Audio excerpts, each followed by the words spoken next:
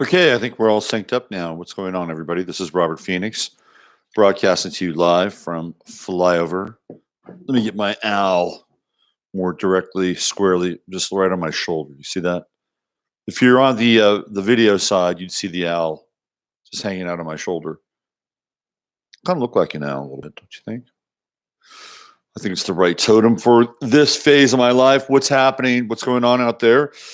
It is another day in the Matrix, and I'm here to give you the blow by blow details as to what's going on and to add whatever kind of interesting commentary that I might be able to share with you along the way. Yeah, a little less threatening. He's a little less threatening. You gotta love owls. Come on now. Owls are wonderful. They're just made out to be such nasty, symbolic, occult creatures. Good morning, Judy. How are you? Let me check the chat room over on the broadcast side, the streaming audio side of things. Apologize for yesterday's show. I don't know quite what happened to I don't know quite what happened to it, but it is gone. At least the audio portion, the video portion still lives on, and it is part of the public record of life. So one of the things I didn't talk about yesterday was 9/11. How about that? I talked about everything else pretty much, but I left 9/11 out of the conversation. And that was kind of intentional in some ways because everybody else was talking about 9/11. I thought, everybody's talking about well, I'm going to talk about 9/11 today. And where we are with 9/11 and one of the interesting aspects, commentaries around 9/11. I was cruising on Yahoo is my news source for absolutely crappy mainstream news. There was a time when Yahoo was actually a viable, interesting website. Back in the day, it was the website. It was the go-to. When Jerry Yang started it off, it was an interesting, unique search engine. It really had that spirit of Silicon Valley. And then as time went on, and Google, which is essentially an appendage of DARPA and the NSA, began to get way more traction in terms of its search and its algorithm. Yahoo began losing tons of people, and it almost went completely out of business. Well, they did a deal with Google. I believe Google owns part of Yahoo now, so Yahoo gets to stay afloat. And Yahoo, in a lot of ways, has become a very aggressive sort of political front in terms of its story, positioning of stories. It tends to be extremely liberal. Every now and then, they'll pop a story in there that is not all that liberal. So I'm on Yahoo today, and about 15, 20 stories down, there is a link to a piece on HuffPost that says Twitter eviscerates Trump for extremely minimal 17 years 9/11 tweet. This brings up a really interesting point. Trump knows who did 9/11. He knows who did 9/11. He knows it. He knows it's not the dancing Saudis. He knows it. Now, he was very clear. Trump has become this like mega Gemini because there was the Trump during the campaign and there's the Trump after the campaign. The Trump during the campaign was an interesting character. He's still interesting, but for different reasons. But he was an interesting character because he was hinting at a lot of different things, and he was certainly not hinting when he was telling people that he was going to lock Hillary Clinton up. And it is now 9/12, and I'm still waiting for some arrests. We're on the clock there. On the clock. Yesterday wouldn't yesterday have been a great day to make a bunch of those arrests? Maybe they did. I don't know. I'm not privy to the secret codes and the interpretation of the secret codes. I wonder what will happen because QAnon is starting to smell a lot like disclosure. And does it really surprise you that David Wilcock is up to his third eye in QAnon? No. It's starting to smell like disclosure. There's always something. There's always a bit of this or a bit of that or a thread of this or a shred of that. And does it ever really come together? Maybe. Maybe I'm just not privy to it. Maybe I'm just not seeing it. Maybe I'm not reading the tea leaves and the signs as clearly as some other internet prophets are. So Trump has this tweet, this minimal tweet about 9/11. It's because he knows who did 9/11. He knows where the bodies are buried. He knows exactly where the bodies are buried. He knows that his good friend Larry Silverstein was involved in 9/11. Trump was a real estate guy. Are you kidding me? He was a real estate guy in Manhattan during 9/11. Rudy Giuliani, his right-hand henchman. And by the way, the more that I listen to Trump, his how do I say this, defense of Michael Cohen. And he was defending that Michael Cohen took a plea deal and kind of, went a little squirrely on him. He was talking about Michael Cohen like Michael Cohen was a member of his gang. I swear to God. There is a thoroughly gangsterish side to Trump. There is a gangster side to Trump. And this and I've been saying this for a while, the world is just organized gangs. That's all. Like the high level stuff. It's just organized gangs. And the black nobility of Italy have been one of the most organized gangs for a very long time. They're an old organized gang. When we talk about changing things on this planet, people don't realize like what we're up against. We're up against something pretty significant. We're up against massive amounts of money. We're up against massive amounts of influence. We're up against massive amounts of technology and infrastructure that has been created and will continue to be created to make our world smaller and smaller and smaller and put us in the Saturn cube right here, the box, right? If you look at a computer, it's kind of a representation of Saturn in some ways. My computer tends to be more rectangular because I have a wide screen. But if you look at a 12-inch Lenovo or 12-inch Dell with the black screen and everything, you put it on its side, it's a Saturn cube. It's a total Saturn cube. So this is what we're dealing with. Now I want to bring some goodness into today's talk. Mill Valley has pushed back on 5G. You love California. There are things about California that I had found really hard to deal with. By the time I was leaving that state, I was ready to leave. I was the canary in the coal mine in California. This was in 2012. By 2011, I was ready to go. The energy had just depleted. It's done. It was gone. So Mill Valley pushed back on 5G. Now, Mill Valley, San Anselmo, and who was it? Well, there's one other city near there. Was it not Sausalito? It'll come to me. But I know that Mill Valley and San Anselmo have said no to 5G. They cannot do. They got in there and they hit the city government with close to 200 letters and documents and all the information that clearly states that 5G is dangerous. So good for Mill Valley. Let's give a shout out. I'm just sharing this with you because that is a blow against the system. And I just went through this brief soliloquy about how much we're up against it in terms of actually being able to change things. And it's true. We are. We're totally up against it. And the reason why I think it's an important discussion is because of the number of people that are waking up. And we need to know what we're waking up into. I was watching this documentary on Sun Tzu last night in The Art of War. And we're at war. I mean, we are at war.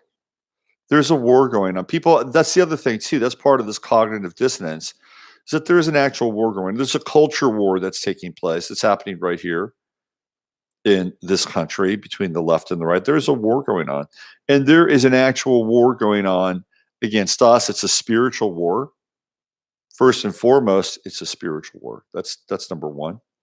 Number two, it's an actual physical war, and the physical war is the implementation of sort of taking new ground and defining the rules of engagement in the new ground. Agenda 21, Agenda 2030 is a war. It is a war. It is a war that is being staged and is a war that is being fought without conventional weapons. So the whole idea with Agenda 21 is that they will change the landscape. So let's say, for instance, I just want to break this down. We'll get to 9/11 in a second, I promise. So let's say, for instance, you were somebody who wanted to create this new reality.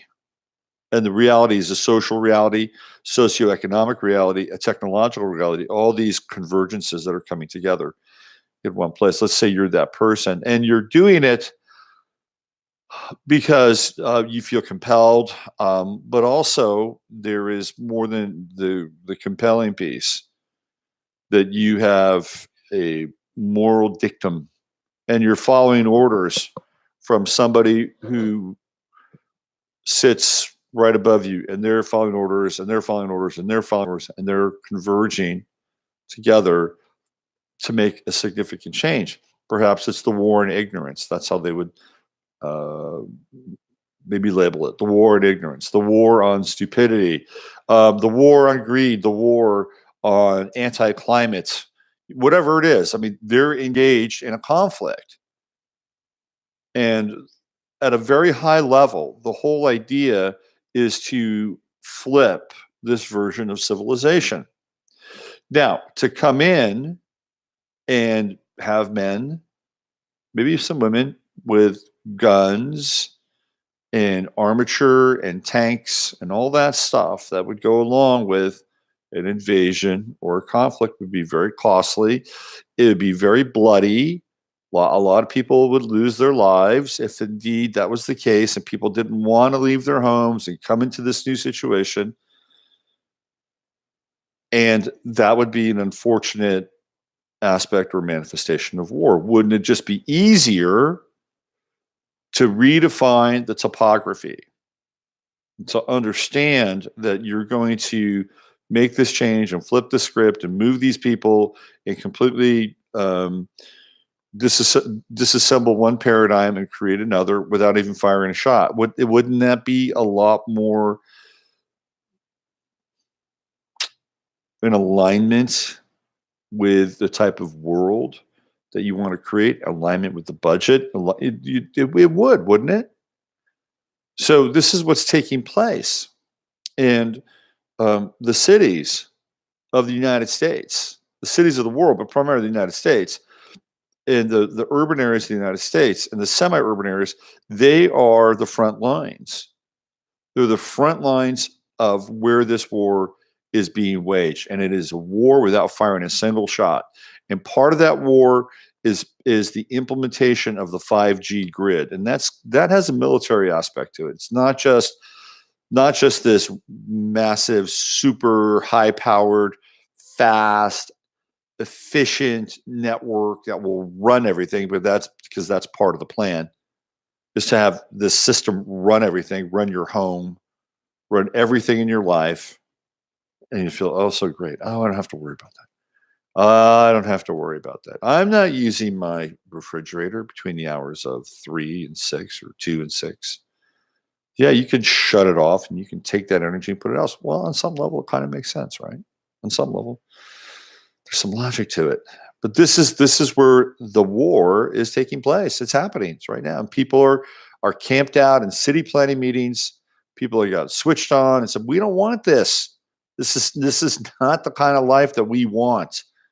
And you're choosing it for us. You're moving us around like cattle.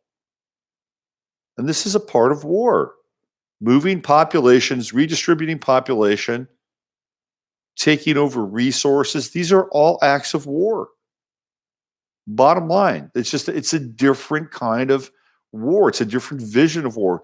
So you have to understand that you're in a war right now. You're in a spiritual war.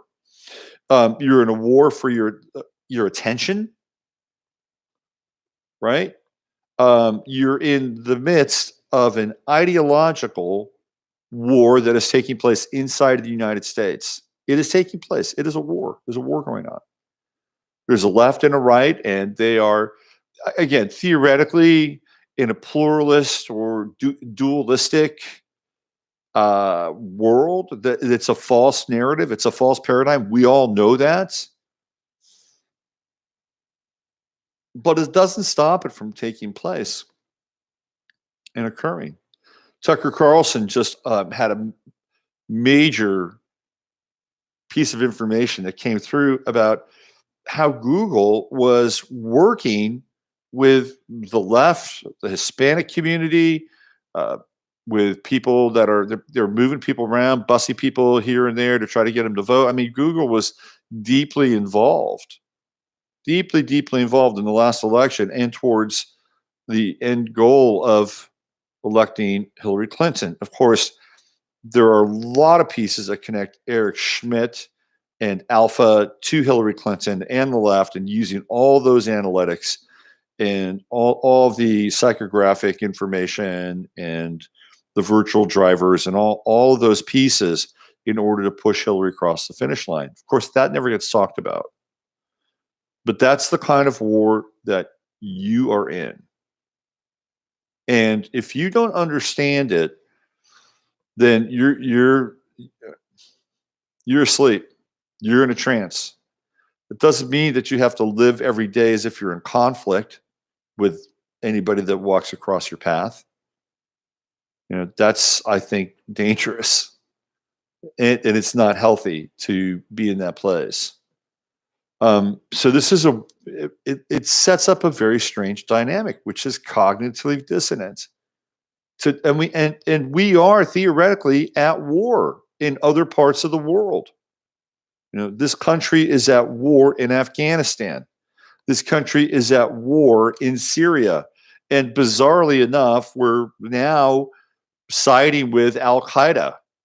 I mean, this is like one of the most bizarre, surreal ironies, especially on the heels of 9/11. Theoretically, it was Al Qaeda and the Taliban and Osama bin Laden and all these people that pulled off that extremely difficult operation. You know how difficult that is to do what took place on 9/11, 2001? I don't think some guy in a cave on a dialysis machine with a bunch of yahoos who'd been in Florida for a few months and had a few flight lessons are anything close to being able to pull off what happened on 9/11. And we know who did 9/11. We know who did it. It wasn't dancing Saudis. It was some other people dancing from another part of that world. You know what I'm saying? Hava Nagila, Hava Nagila. So the outgrowth of that, or the manifestation of that, is we're at war. We're at war. We're at war. And we are in a phase of never-ending war. It's like our version of the 1,000 Years' War. It's the war on terror. It's the war without end. It all started in 1965 after the death of JFK, where there was the war on poverty, which is really like, let's create the war on Americans. This is really when it started, was the war on poverty. That's another discussion about war, but we're in a war. And it's weird because first of all, do you want to feel like you're at war all the time? No, but we are. I know a lot of you have difficulties with some members of your family because of beliefs, because of what you said, because of who you voted for. And I know a lot of you are at odds with those people. Technically speaking, you're at war with them. Hate to say it, people that you work with, maybe even somebody inside of your own household. Now, is it a soft war? Sure. Nobody's firing tracer bullets at each other from 15 feet. But this is one of the difficult pieces because we want to live our lives. Most of us just want to be left alone, live in peace, do whatever we do, find a hobby, enjoy it, enjoy our work, grow economically, grow financially. Maybe own a piece of property, maybe two, take a vacation every now and then, raise kids in a healthy environment if you want to raise kids. Not everybody wants to raise kids. By the way, I had a really interesting connection with these two people the other night. I was in North Austin. I met this couple, and they had the oddest job. They were organ traders. I mean, they had a nicer term for it. So they worked in organ donation, and they work out of their house. They have this business that assists these, like they have a whole database of organ donors, and it's constantly being updated. And they're like, doing these connections and deals between the organs that are coming up on the market, and then having them go to the recipients of that organ. Fascinating. And they were double income, no kids, don't want kids, have dogs, and they were vegetarians. I'm like, wow, they were funny. They were interested. They loved their football. They loved their football. Anyway, so we're at a place now where if you don't understand that we're at war on so many levels, you're kind of missing the boat, or you're not really being attuned to what's taking place now. So the whole idea is, do you get sucked into it? Do you get sucked into it? Say, okay, I got to pick a side. I got to choose a side. And sometimes that happens. Maybe there'll be a time where you'll have to pick a side or choose a side. I don't know. But on the other hand, maybe you want to, maybe you want to defect and sit it out. Maybe you want to be a conscientious objector. I think that's fine too. But the what's going on out there is not going to go away unless 30% of the population conscientiously objects to reality and decides that we don't want to play around anymore and we just don't want to be a part of reality, in which case you could just stay home for 10 days. 30% of the population stays home for 10 days, the world changes. Trust me on that. It would totally change. Anyway, until then, and that's a tactic. That is clearly a tactic.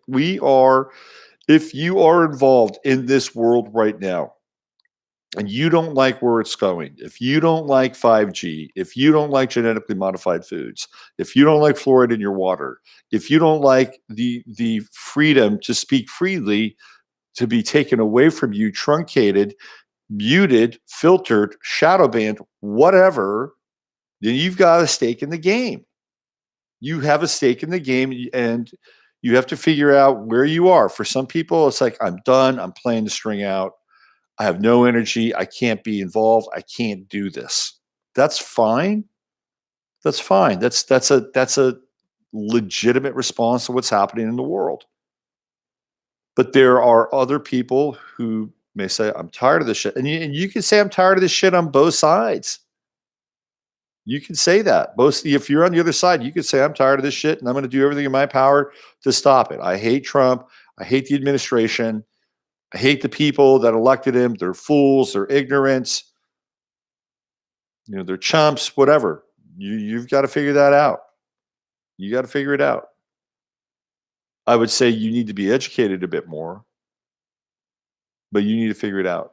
I got into this thing on this forum that I used to go to. I've abandoned it now.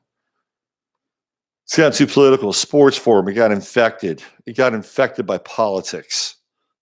It's just one area, there's one place where you can go and talk about. It's like just going down to the barbershop or the corner bar or the VF. Well, you would go to the VFW. You'd probably talk politics there, but just a place to go and talk about sports and stupid guy shit. And I got infected by politics.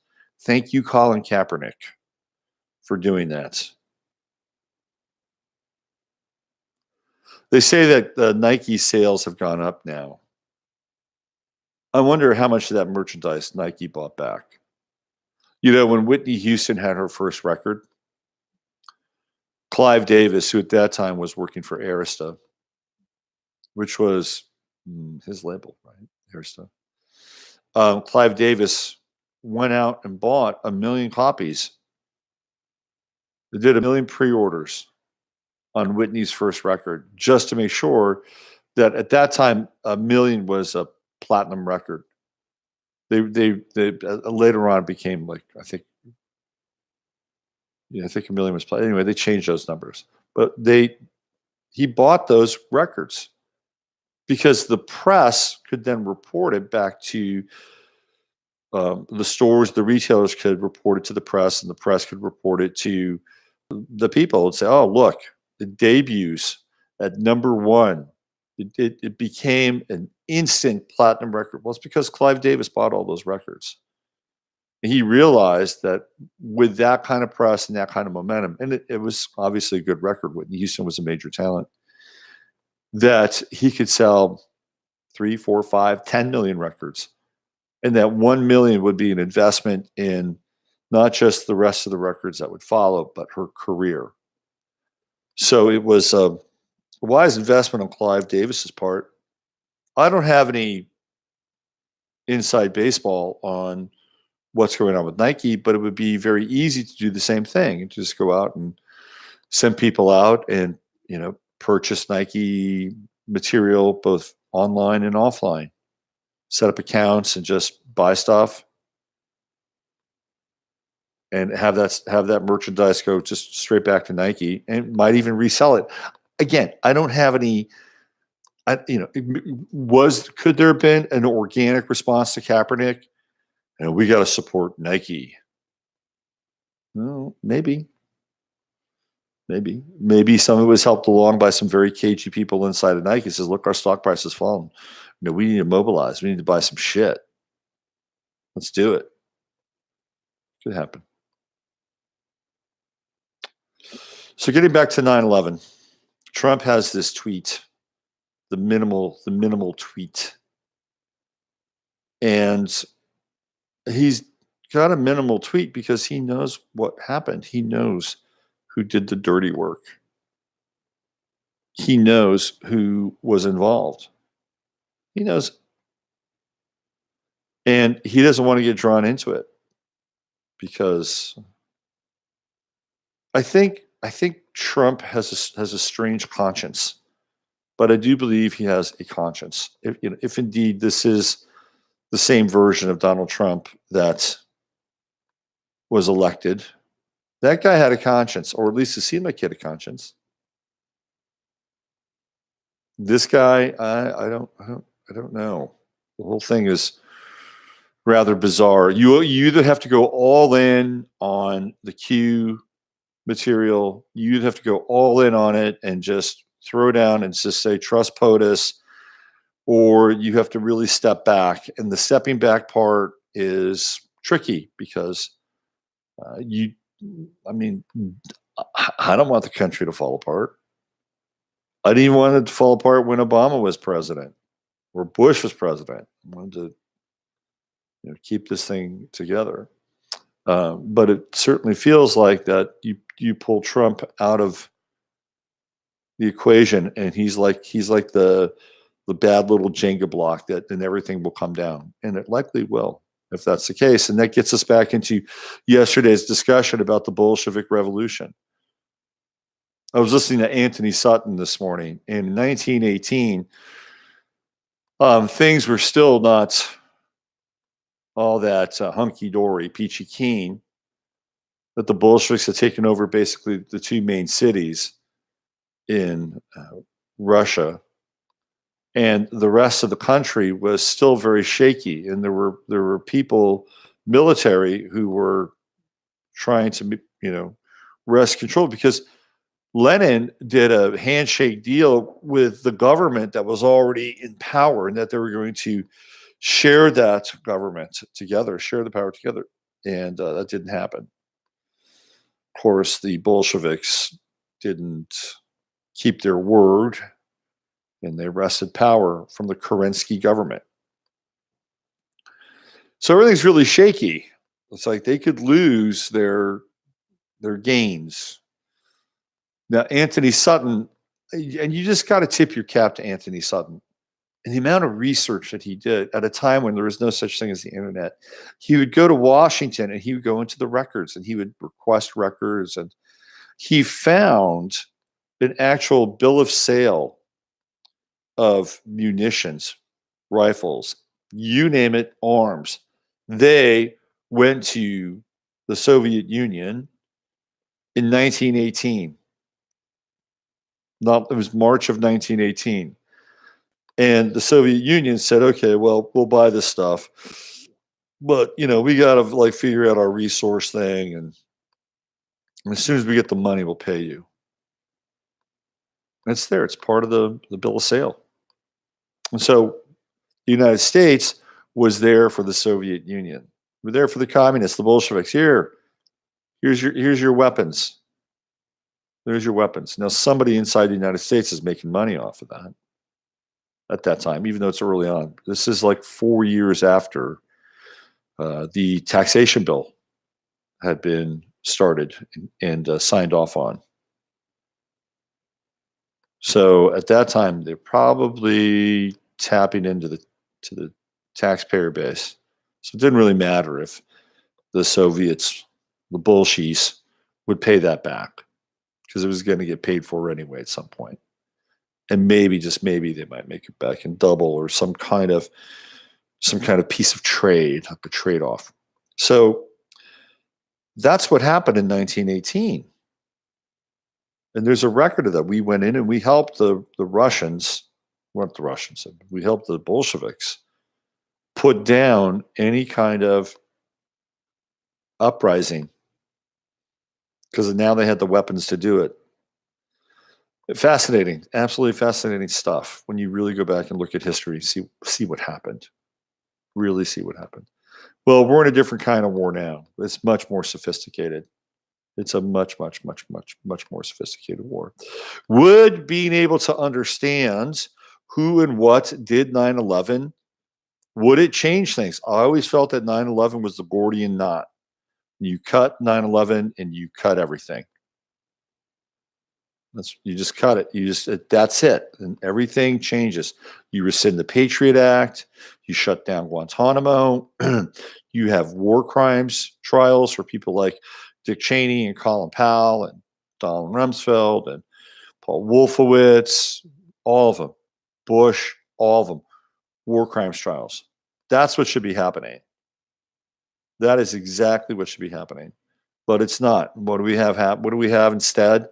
We have a dog and pony show with some alleged Russian collusion, a wise ass lawyer, New York lawyer, and some blonde bimbo that Trump had a consensual premarital affair with.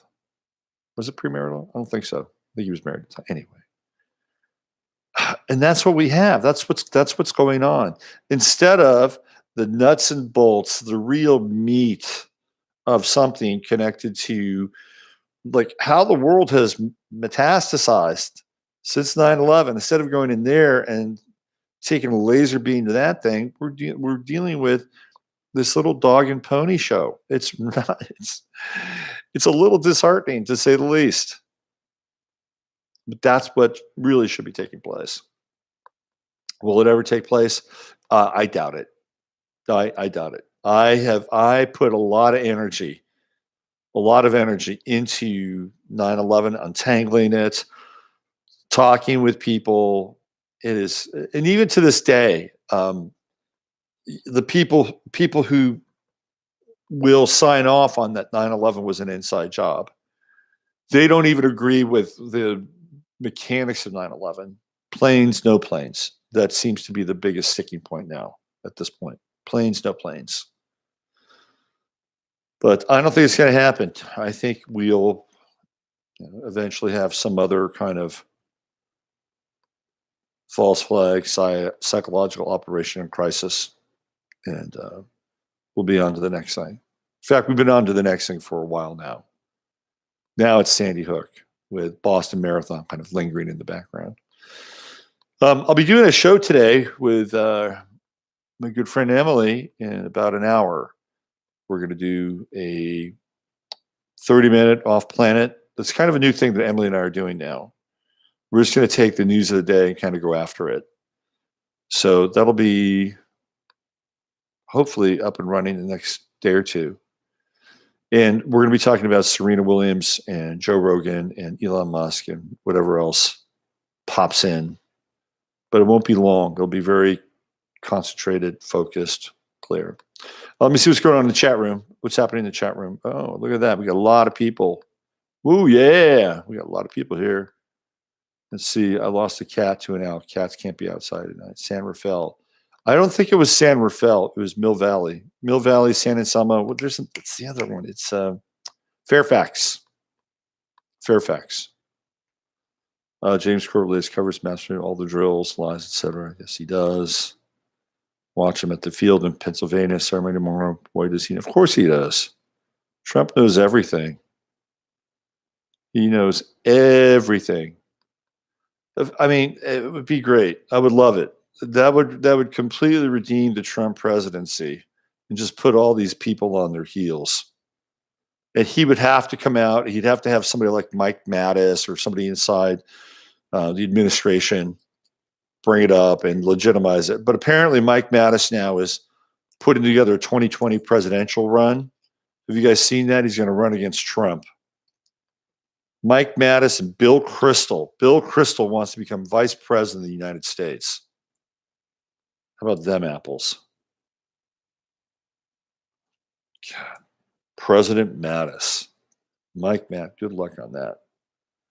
That's a twerp. It's a total twerp. Anything else? Anything else? Hey, it's really good to see you guys in the chat room today. Thanks for showing up. Thanks for being a part of it. I think that's about it for today. I really don't have a lot else to share. Let me just go over my list here. Is there anything else I wanted to talk about? Oh, let's see. I guess the only other thing that I was like kind of looking at today was this Les Moonves, the guy who runs CBS. He admits to forcefully kissing Dr.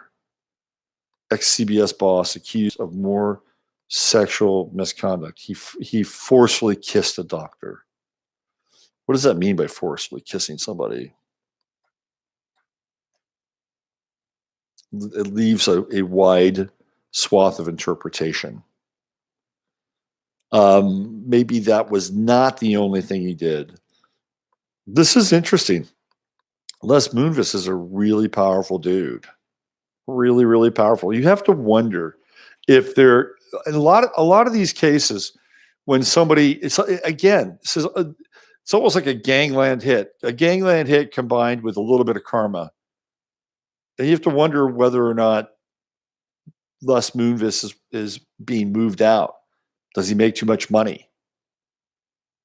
Does somebody inside that corporation want to use this moment, want to use this experience, this sordid tale in the history of Les Moonves' life to eliminate him?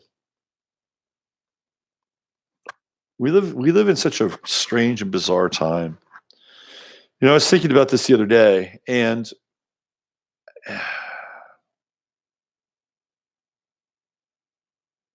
the internet has become like this fishbowl, and it's all in there. And whether or not you want it to be, it's very transparent. Whether it's transparent for Whether you understand and realize the transparency is a whole nother question. It's like, does a fish know that it's actually living in water in a fishbowl? Probably not, because it doesn't have any other reference points. But to that extent, there's been this interesting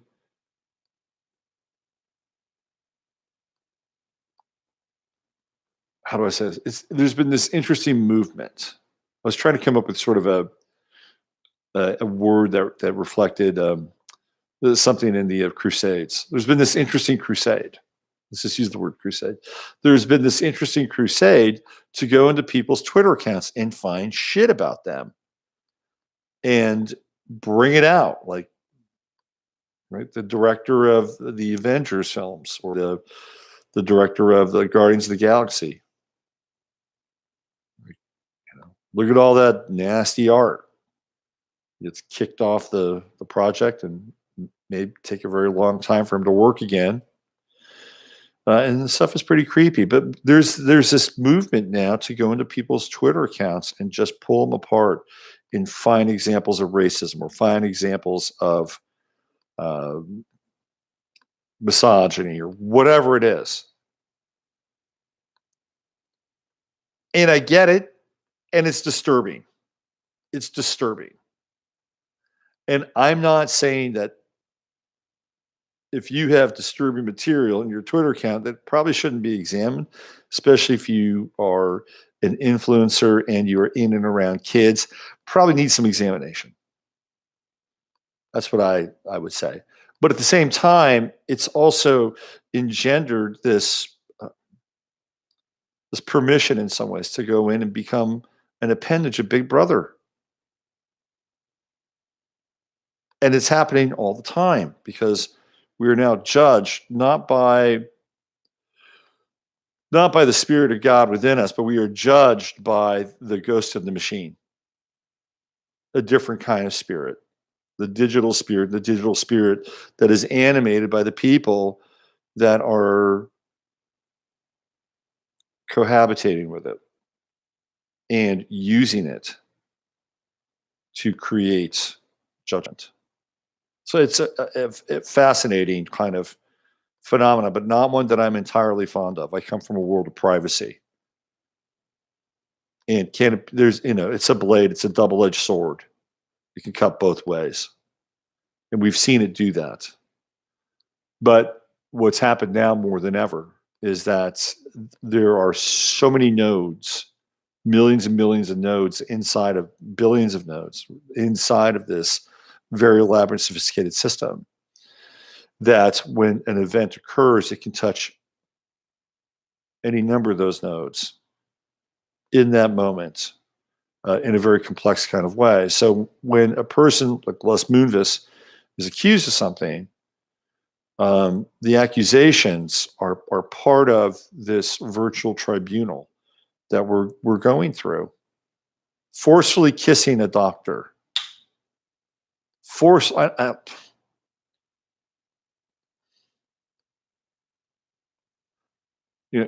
like, I'm not going to sit here and say, if I was that doctor, would I be freaked out? I'd probably be freaked out. It's like, you don't touch me. You don't have the right to touch me. And that goes with anybody, whether you're a man or a woman. And at the same time, and I'm not standing up for Les Moonves.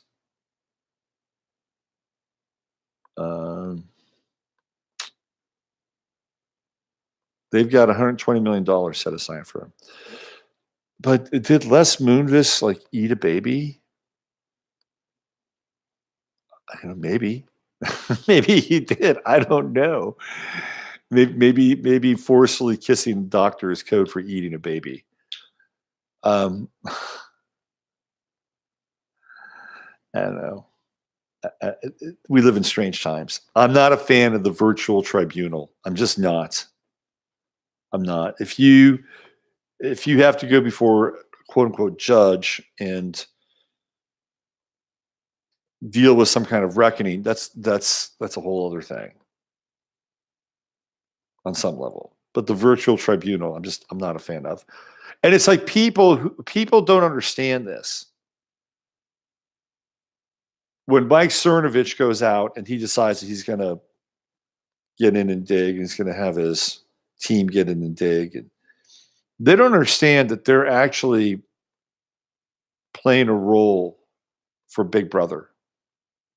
That they are they are these kinds of, you know, the minions, the front lines of Big Brother, minions of the Matrix. And I'm chiming in on the side that theoretically is about uncovering truth, but you cannot deny the fact that this is an appendage of Big Brother in a lot of ways, and both sides do this. It's just creepy, and it seems as though that is where the socio-political charge is now, and most people are people that have to go through that process, whatever that process is it's certainly unique to our times. And the upshot of that is, you know, you gotta make sure that what you put out on the internet now is something that you can live with. That's the other thing. You got to be able to live with it. So it takes some real discernment about what you put out there and how you're going to say certain things. Although the last interview Regina and I did, which should be up fairly soon, there's no punches being pulled there. It's about the most fired up I've ever seen Regina during our conversations. Anyway, let me check back in with everybody in the chat room, see how it's going in there. Be honest. Hey, what's going on, Heather? Nice to see you. What do we got here? We got some Moonvis action. Have a lot more people know about your new. Yes, it's going to happen. It's going to happen. Watchman in the field, PA. It's going to happen. We're going to hang out. Me, you, my Al, and of course, my wise man from Africa. Oh boy, interesting times. Really interesting. Keep your chin up. Keep your chin up. There are things to live for. Trust me. There are things to live for. And the thing to live for is your dignity and your self-respect and how you treat yourself, as a manifestation of the Most High and the God within, and how you do it with other people. And this is the real test right now on the planet. This is where the action is. Every single day.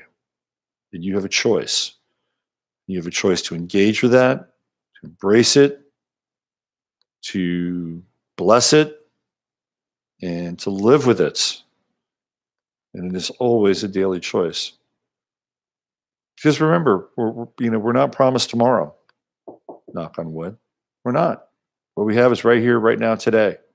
It's how you're going to live your daily existence and take every single breath as if it really counts. And it does. It really does. A lot of people don't believe that their lives matter or count, and they do. And that's sad, and it's unfortunate. All right, let me get on out of here. So you know the drill, boys and girls. Use your head to discern what's real. Your heart to stay open to what's possible. And I'll be back tomorrow with another version of 15 Minutes of Flame right here on the YouTube channel and also over on Spreaker, where it's streaming live. Thank you, thank you, thank you. Bless you. I'll see you guys tomorrow. Have a great 9/12.